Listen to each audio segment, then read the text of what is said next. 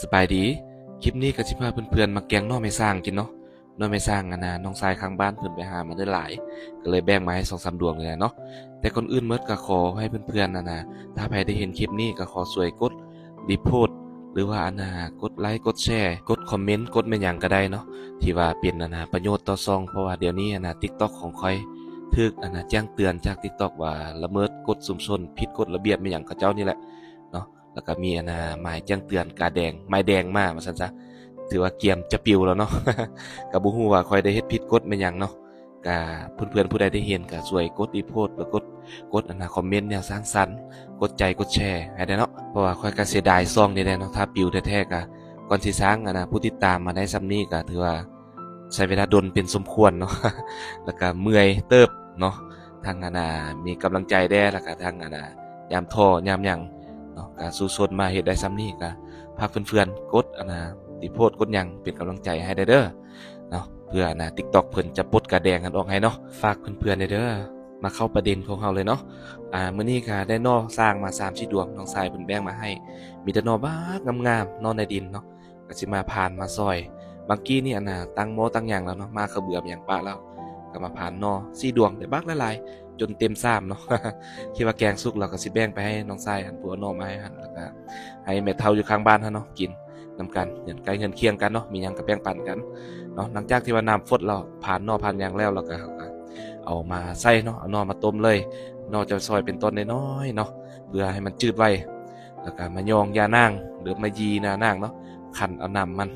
ยานางกันลายเติบได้คั่นแล้วเราก็ได้ประมาณนี้แหละเนาะจนเกือบกลางซามบักคุ้นๆบักเหนียวๆ นอก็ฟดได้ทีแล้วเนาะก็สิลองมาซีมเบิ่งแต่เพิ่นว่านอสร้างนี่น้ำจืดเด้เนาะมาซีมเบิ่งก็บ่จืดแท้ๆ บักดนๆละก็ได้ปกต้มปะไว้เนาะแล้วก็มาเฝ้าอีกดนเติบ จนเกือบครึ่งชั่วโมงเนาะ ก็มาลองซีมเบิ่งเติมก็ยังบ่จืดอยู่ เอาเป็นว่ามื้อนี้คือบ่ได้แกงเนาะสิต้มปะไว้มันน่าจะฮอดดึกพุ่นแหละเนาะเฮาก็เมื่อยนะอยากกินข้าวได้ก็เลยต้มจืดแล้วก็ปกปะไว้เนาะแน่ตื่นเช้ามามื้อใหม่เนาะเฮาก็มาซีมเบิ่งจืดสนิทเลยบัดนี้ จืดเคล็ดเลยเอาก็มาทำการตักใส่ถ้วยเนาะแล้วก็สิเอาน้ำมันทอกทิ่มแล้วก็สิเอาน้ำยานางหั่นมาตักใส่เป็นน้ำนอเลยเป็นน้ำแกงนอเลยเป็นน้ำแท้เลยเนาะวัตถุดิบเฮามื้อนี้ก็ประมาณนี้ล่ะเนาะมีนอต้มแล้วเมื่อคืนนี้แล้วก็มี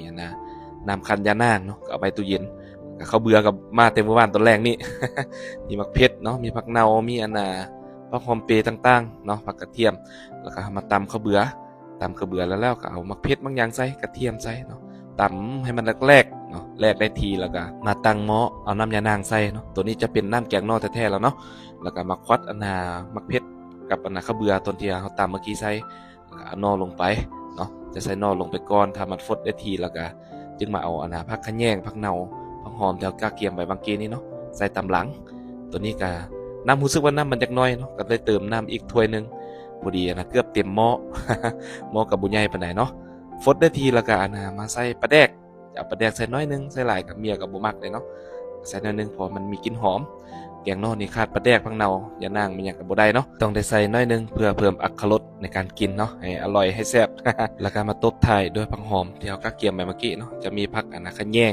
แล้วก็ผักหอมเปรย์ผักเนาเนาะใส่เป็น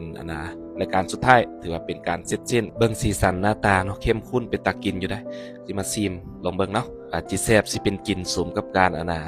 รอคอยแข่งนอค่ำคืนบ่เนาะถือว่าผ่านอยู่คำเดียวหูเรื่อง แซ่บหลายเนาะสุกได้ทีแล้วก็หากระปงเนาะปงเปิดผาหม้อออกหอมกรุบเลยหอมกินปลาแดกผักเนาผักกะแยงจนคิดฮอดบ้านกับบ้านเนาะมีผักหอมปีแดข้าวเบื่อแดเนาะคันมีเฮ็ดหูหนูแล้วก็มะแขงฟ้าแดแห้งครบสูตรแต่ว่ามีซ้ำนี้ก็ถือว่าโอเคแล้วเนาะหอมกินยานางผักเนาว้ายมาเด้อกินข้าวนำกันเด้อทำอิฐว่าสุกแล้วสิท้าให้เมียเลิกการเลิกยามมาจึงสิกินพร้อมกันเนาะอดบ่ไหว อยากกินข้าวโพดเนาะโทรถามเมื่อกี้เราว่าประมาณ 10:00 นถึงสิมาฮอดสั่นก็เลยตักกินท่าเนาะตักน้อยเดียวได้ดอกเนาะกินหลายก็สิบ่เบิดมาเด้อเพื่อนๆกินข้าวนำกันเด้อแกงนอแซ่บๆเนาะฝากเพื่อนๆกดไลค์กดแชร์กดรีโพสต์เป็นกำลังใจให้เด้อขอบใจหลายบ๊ายบาย